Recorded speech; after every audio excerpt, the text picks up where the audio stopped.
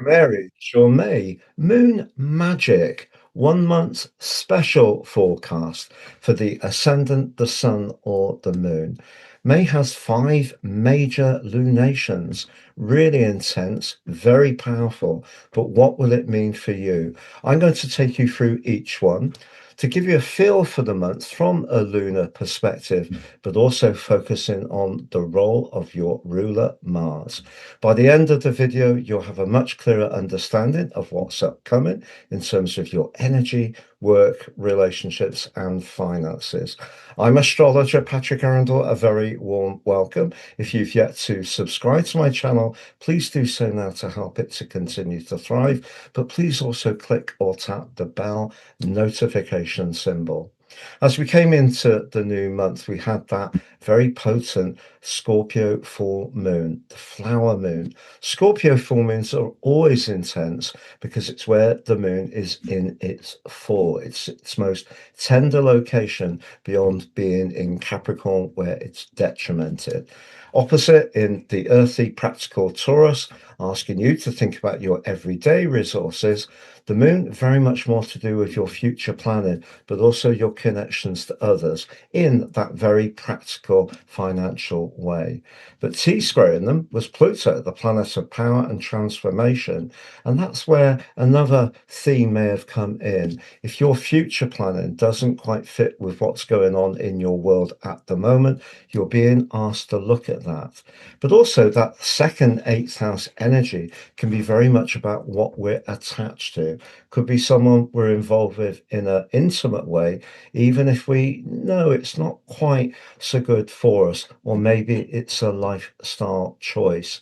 But right from the start of the month, Aries, your ruler Mars is in a rock and roll right angle with Jupiter. It's an aspect which can promise much, but the key is not over promising, but it will have given you quite a lot of vigor to come into the month. So that's the stage set as we enter the first week. But we have on the 9th a quarter moon. We get 2 quarter moons a month. They get very little coverage, particularly on YouTube, but they're incredibly important.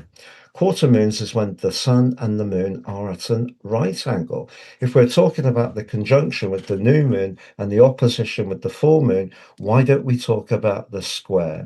And there's the moon in the sign of Aquarius at 19 degrees, squaring up with the sun, still in the sign of Taurus at 19. Now, the inference here is a little bit like the full moon. Are our long-term plans working in a financial way? Or is it those connections with people? Because the sign of Aquarius can be about our friendships.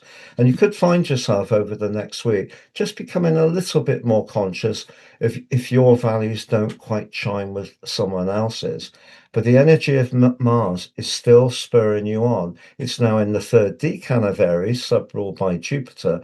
And of course, that square to Jupiter still ongoing within 3 degrees. So a lot of enthusiasm still washing its way into the month for you, which you can capitalize on. The key is just being aware that whatever action you take, Mars, works out well for you emotionally in the guise of Jupiter. So let's look at that Taurus super new moon at the heart of the month. It's on the 16th, and what makes it particularly special is that it's very close to Mercury. Now, Mercury in Taurus can be very shrewd, particularly around resources. And also, the moon is exalted in the sign of Taurus. Its second favorite location after being in Cancer, which it rules. And that really can give us an appreciation of the good things in life. So that's quite delicious. There's also a pretty good angle to Jupiter, but Mars is not informing that particular influence anymore. It is in a semi-sextile with Mercury. So if we are really clean on, and clear on our strategy, Mars's energy in that conjunction with Chiron just asks us to really believe in what we're doing, and we can get a return or feel better about our sense of self-worth. So it's a new moon that's actually very positive for how we think or handle resources, or how we think about our personal worth and values. However, it has to be said, it is a new moon in the third decan of Taurus, and therefore it's sub-ruled by Saturn. So it's asking us all to be very pragmatic about how we use those resources. But that link with Jupiter is particularly lovely because that sextile is one of astrology's most uplifting. So if you are doing something around a property, or you're trying to reshape a business from the comfort of your home, that particular aspect between the sun, the moon, and Jupiter, a little broad at about 4 degrees, 3.5 degrees, it really can cheer you on as well. But that brings us to the final quarter moon, and that quarter moon occurs on the 23rd of May, and it's in the sign of Virgo. But Virgo energy, as we all know, can be pretty precise, but it's a moon which for you is in your sixth house. So that can really give you the desire to make sure that all the practical parts of your situation are well ordered, but it's in a fantastically tense right angle with the sun in a conjunction with Uranus. And that's the first time these two have been in a conjunction, Uranus and the sun, for probably about 77 years. So it's a very, very rare influence. So what we can get with a third, sixth house quarter moon, and particularly between the signs of Gemini and Virgo, is a tendency to try to do too much, be too busy, too virtuous, cram so much in that we actually end up feeling a little exhausted. I need to tell you that through the last 10 days of this month, Mars, your ruler, now in the sign of Taurus, which it moved into on the 18th, is in a brutal right angle with Pluto. So that conversation or discussion or uncertainty that may have come up on the Scorpio full moon at the start of the month, if dialogue hasn't solved the issue, if the Taurus new moon is still not provide the solution, you're going to find in the last 10 days of this month, you may have to make some decisive moves because it will be a case of winner takes all. Pluto square Mars can be a very, very harsh, difficult aspect. And if you're not getting on with someone and you just do not have the same values or the same idea about that future plan, it's definitely going to show up then. Well, that brings us to the Sagittarius blue moon right at the end of the month on the 31st day. Now, it's the first blue moon for about 2.7 years. They're not incredibly frequent. And what we have is we have 12 full moons each calendar year. But if we add up the synodic cycle, it's about 29.5 days for each lunar return. So if we multiply that by 12, it is slightly more than 365 days, which is why we eventually end up with the second full moon in 1 month.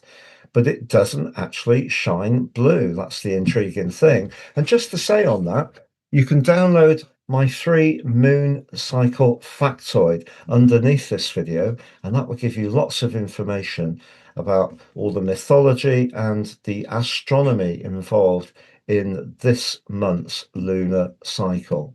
But on this particular event, of course, what we've got is the moon in the free-spirited Sagittarius. Now, Sagittarius is a sign that can be a little rebellious if there's any desire to hold it down and limit what it does. And the key here is that your ruler Mars is in a quincunx with the moon. So we could have a discussion, or you personally could have quite a big discussion. Maybe it's following on from that square between Pluto and Mars, but just be aware that Mars is still showing its teeth. It wants value for money. So whatever you're talking about, if you don't feel heard or seen or recognized or appreciated in the way you want, you're still going to be pretty single-minded because the position of Mars in Taurus can actually be very stubborn. So whether you actually have a full-scale argument is another matter, Mars here can just be more about obstinately sticking its feet into the ground. So there could be some kind of standoff as this month comes to a close. What we also have on this particular lunation, however, is that Saturn in your sign is in a square with Venus.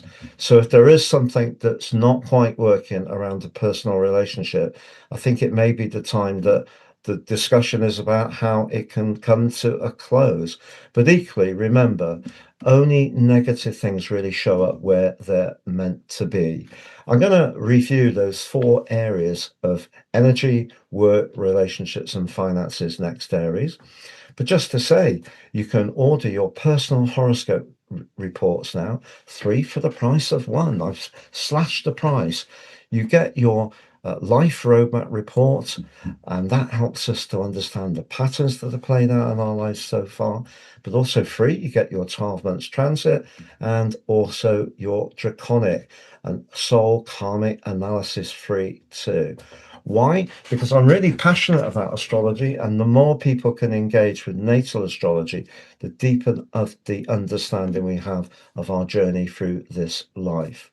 Now, if you've yet to watch your May monthly forecast, that's on the screen. If you've yet to watch your Pluto retrograde forecast, that's on the screen too. That's a 5-month forecast. If you'd like to work with me directly, please check out my testimonials below. And if you've yet to sign up and take advantage of your free daily horoscope fired to your device each morning for your celestial early day pit stop, please do so below as well. So to summarize, I feel one of the big themes of this month, Taurus, Aries, one of the big themes of this month, I feel, is going to be around money, or who does and contributes what, or how valued you feel or not. And those lunations all have potential for growth, but they all have challenges too. But by the end of this month, you'll be clearer about who you can connect to. And if there are people you're connecting well to, those relationships can definitely head forwards at pace. But I think you do need to be aligned. Now, what about your love life? Well, we can see at the end of the month that Saturn's in a square with Venus. If there's any weakness at all, it will show up then. Even if it's not terminal, you will have to have a heart-to-heart to perhaps iron out some differences. When it comes to your neat energy, Saturn in your own sign is saying you've got to pace yourself, and that's going to be the case for the next 2 years. But when it comes to your professional situation, do know that from the 21st of the month, things are going to be speeding up spectacularly fast. And if you're someone with great ideas, those can really start to bubble to the fore. All the best, Aries. Take care and look forward to seeing you again soon.